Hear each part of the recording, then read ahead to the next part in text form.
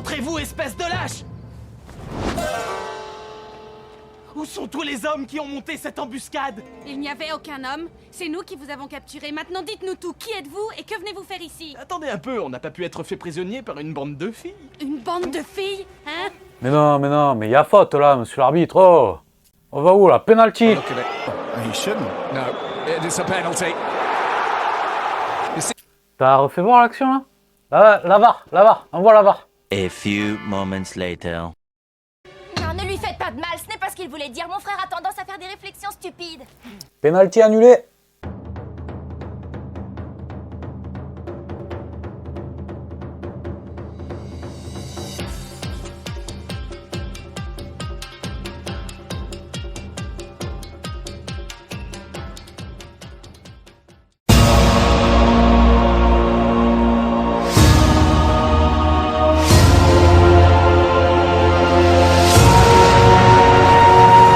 Hey yo les guenines, c'est l'Ermite et vous êtes bien sur la chaîne de l'Ermite légendaire. Petite review un petit peu hors sujet, mais ça reste quand même d'actualité. En ce moment, ça parle de la série live action de Netflix sur l'Avatar, le dernier maître de l'air. Une série qui se veut au plus proche de l'œuvre originale. Mais, ça commence très mal, vraiment.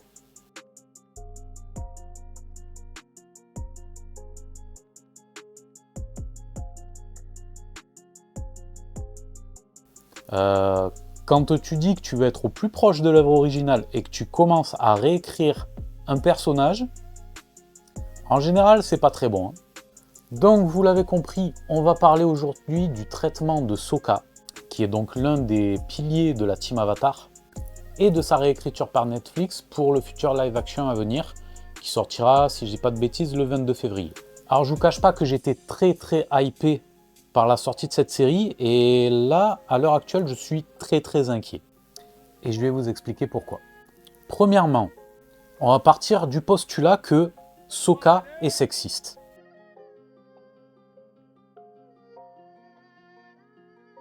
Donc, bah oui, effectivement, oui. oui. Et alors, pourquoi c'est vrai?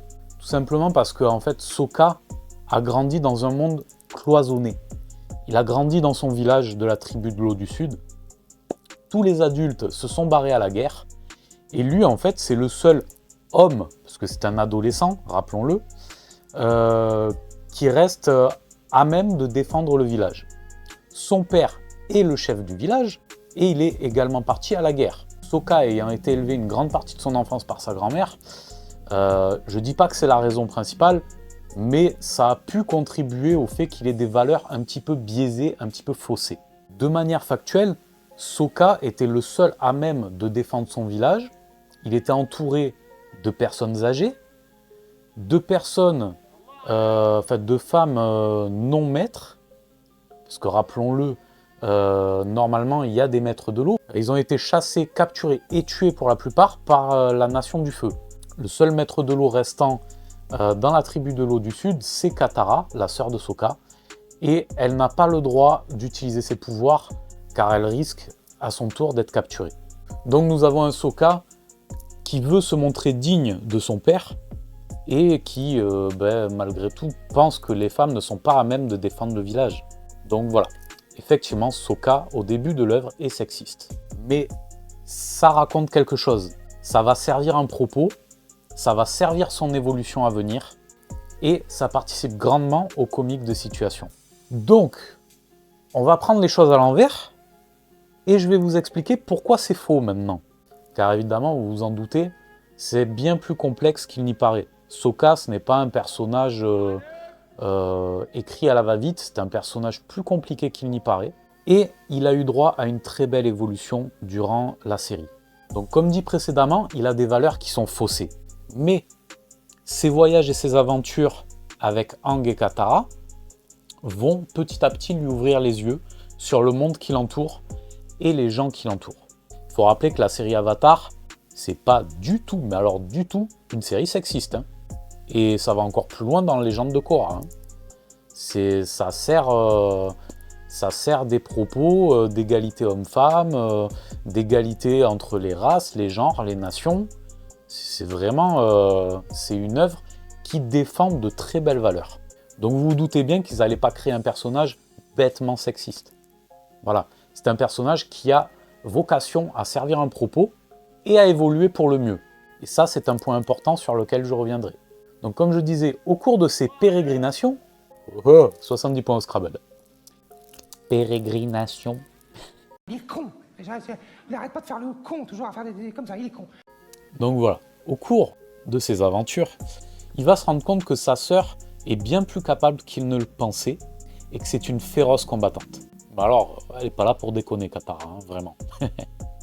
Il va notamment faire la rencontre d'une personne sur laquelle je reviendrai plus tard, qui sera un peu un déclic pour lui, mais surtout, et avant toute chose, des guerrières Kyoshi et d'une certaine Suki.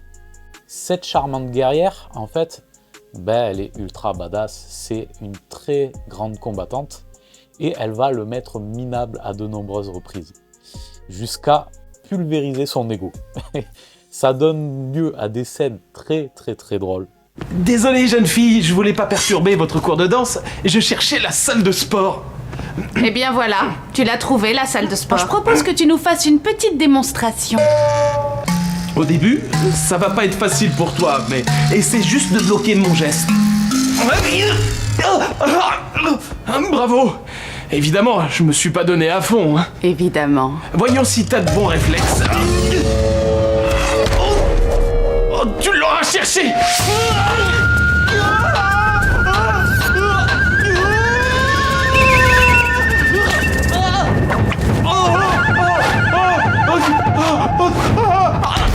Tu as autre chose à nous montrer? C'est l'une de mes scènes préférées, l'un de mes arcs préférés, on va dire, de mes passages préférés de la série. Parce que Sokka est un personnage que j'affectionne particulièrement, il est très attachant. Il raconte énormément de choses, ce personnage. Et là, en fait, c'est la première fois où il s'autorise à tomber son masque de macho. Il tombe la carapace et il accepte de mettre son ego de côté pour la première fois. De reconnaître qu'une femme lui est supérieure. Il va reconnaître ses faiblesses et va s'en servir pour progresser. Quand je vous dis qu'il va mettre son ego de côté, c'est pas peu dire. Hein. Comment ça va, Suki? Tu viens prendre un nouveau cours de danse? Oh non, en fait, je vais t'expliquer. Ne sois pas timide, qu'est-ce que tu attends? Je serais flatté que tu acceptes d'être mon maître. Et tu obéirais à une fille? Pardon de t'avoir manqué de respect. Je regrette. On ne dévoile jamais nos secrets aux étrangers, encore moins aux garçons. Je t'en prie, fais une exception. Je te décevrai pas. J'accepte.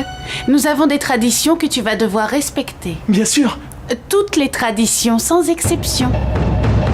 Je suis vraiment obligé de porter ça devant tout le monde, ça fait un peu efféminé. Tu devrais être très fier de porter cet uniforme de guerrier. Le fil de soie symbolise le sang qui coule dans nos veines. L'insigne doré représente l'honneur et le courage du guerrier. Le courage et l'honneur. Salut Sokka! Oh. Jolie robe!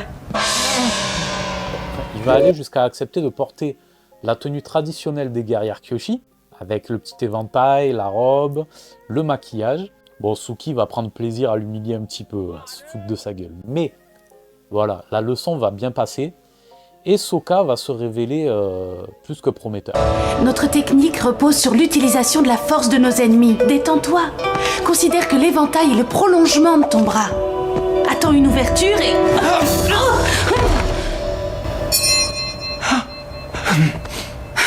Je suis tombée exprès pour te donner confiance en toi. Reconnais-le, je t'ai battu à la régulière. Très bien, cette fois tu as eu de la chance. On va voir si tu es capable de recommencer. Il va révéler un sacré potentiel. Donc voilà, comme dit l'adage, il n'y a que les imbéciles qui ne changent pas. Et Sokka est loin d'être un imbécile. Alors ok, c'est le pitre de service, le personnage est ultra loufoque, mais son évolution est grandiose. Son écriture l'est tout autant. Sokka, c'est un jeune homme qui fait le pitre et qui se cache derrière des grands mots et des clichés pour ne pas révéler ses faiblesses. Il a peur d'être faible. Et on le verra notamment lors de l'attaque contre la Nation du Feu, où ça va être un échec pour lui en tant que meneur d'hommes. Mais il apprendra de ses faiblesses. Sokka, c'est également un personnage qui va avoir de nombreuses remises en question.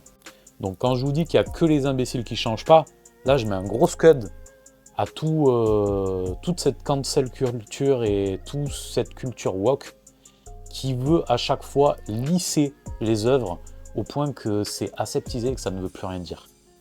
Ils oublient de se poser une question fondamentale. Qu'est-ce que ça raconte? Est-ce que ça sert un propos? Parce qu'il est, comme je vous ai dit, il n'est pas sexiste pour être sexiste. Il y a une raison à ça.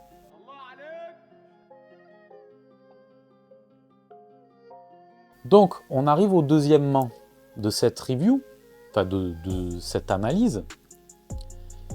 Le deuxièmement, pourquoi Netflix a choisi de réécrire le personnage de Sokka pour sa série live action? Ben, tout simplement, ils ont eu peur du qu'en dira-t-on. Ils se sont dit, ouh là là, ça risque de choquer. Il a des propos sexistes, donc non, on va pas le faire. Donc voilà, une fois encore, toute cette cancel culture et cette culture woke vont dénaturer une œuvre et un personnage. Et je trouve ça choquant et scandaleux. Parce que lorsque un personnage est bien écrit, que ça raconte vraiment quelque chose, que ça sert un propos, sous prétexte que peut-être ça pourrait déranger, ben non, en fait, on lisse tout et on va avoir quelque chose d'aseptisé, un personnage qui va perdre de sa substance, qui va perdre vraiment de son charme, de son propos, et on va le vider de sa moelle. Donc je trouve ça vraiment très dommage. Ouais, c'est pas faux. Et ça va être très dommageable hein, pour la série, parce que je pense que ça va vraiment retirer quelque chose. Parce que comme je vous ai dit, si on creuse un petit peu, Sokka, il est bien plus complexe qu'il n'y paraît. Je vous ai parlé d'un personnage qui a fait effet d'électrochoc chez lui, un vrai déclic. C'était son premier amour, la princesse Yue, princesse de la tribu de l'eau du Nord.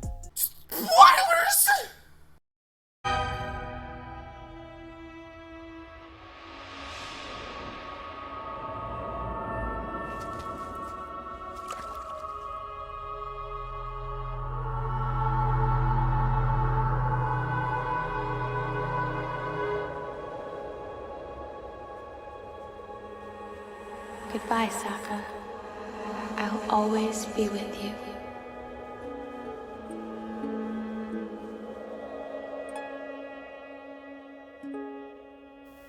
Pour l'anecdote, c'était un enfant, on va dire plus ou moins mort-né.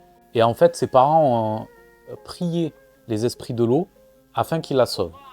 Et les esprits de l'eau lui ont refait cadeau de la vie. Donc, elle a pris corps, elle a pris vie. Ses cheveux sont devenus, ils sont passés du noir au blanc. On s'en fout, mais bon, c'est pour être dit. Et en fait, la princesse Yue, lorsque, spoiler, les esprits de l'eau vont être tués par le général Zhao vers la fin du livre 1, va rendre la vie qui lui a été donnée et faire le sacrifice de sa vie. Et Sokka n'aura que d'autre choix que d'accepter ce sacrifice à contre-cœur. Ça va profondément le marquer, mais pour la première fois de sa vie, il va comprendre qu'il y a différents types de forces, que les combattants ne sont pas les seuls à être des personnes fortes. Et il va devoir reconnaître que Yue est une personne bien plus forte que lui, bien plus forte que n'importe qui qu'il connaît. Et ça va profondément le marquer. C'est pour ça que je vous dis, c'est un personnage très bien construit. Il va avoir de nombreuses remises en question, que ce soit sur l'égalité homme-femme ou sur sa place dans le groupe de la Team Avatar. Parce que, rappelons-le, il va y avoir Aang, qui est bien sûr l'Avatar, Katara qui maîtrise l'eau et le sang, Toph qui est un maître de la terre et du métal, Zuko, maître du feu, et lui, simple guerrier. À part sa maîtrise du boomerang et sa ruse, il avait l'impression de ne pas avoir vraiment sa place dans le groupe, de ne pas avoir de particularité qui lui était propre. Et il faudra attendre le livre 3 dans la Nation du Feu pour qu'il se trouve un maître qui va lui apprendre l'art de l'épée, mais notamment l'art d'aiguiser son esprit comme sa lame.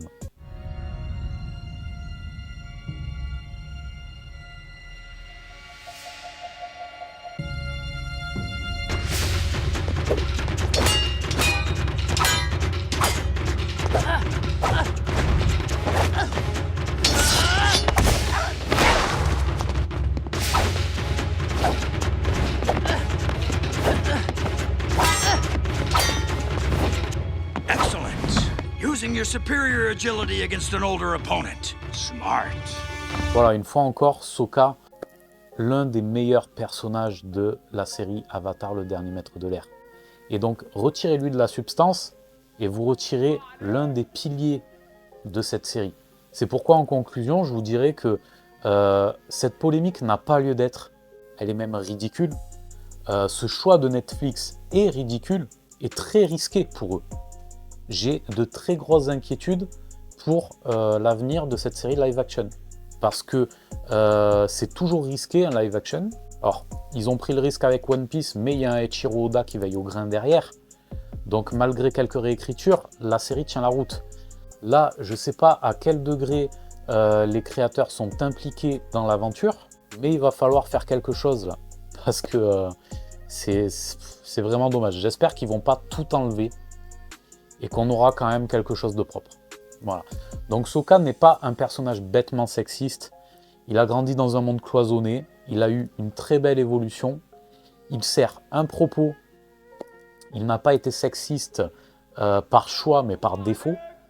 Et il ne le sera plus par la suite. Bien au contraire.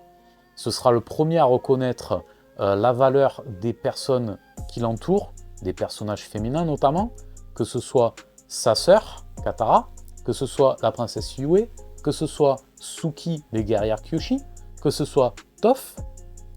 Donc voilà, ce sera vraiment un fervent défenseur des femmes et pas bêtement un simple macho. Voilà, donc comme je vous ai dit, je ne peux que désapprouver ce choix de réécrire le personnage. J'espère que ça ne va pas trop porter préjudice à la série et l'avenir nous le dira. Voilà, c'est tout pour cette analyse les Genin, j'espère que ça vous a plu, j'espère que vous serez nombreux à réagir dessus. J'attends vos avis avec impatience en commentaire et de pouvoir échanger avec vous. Voilà. Si ça vous a plu, n'hésitez pas à mettre les petits pouces en l'air, moi ça m'aide énormément pour le référencement. Abonnez-vous, likez, partagez, soutenez la chaîne, soyez curieux, construisons notre légende. Allez, je compte sur vous. À la prochaine, ciao.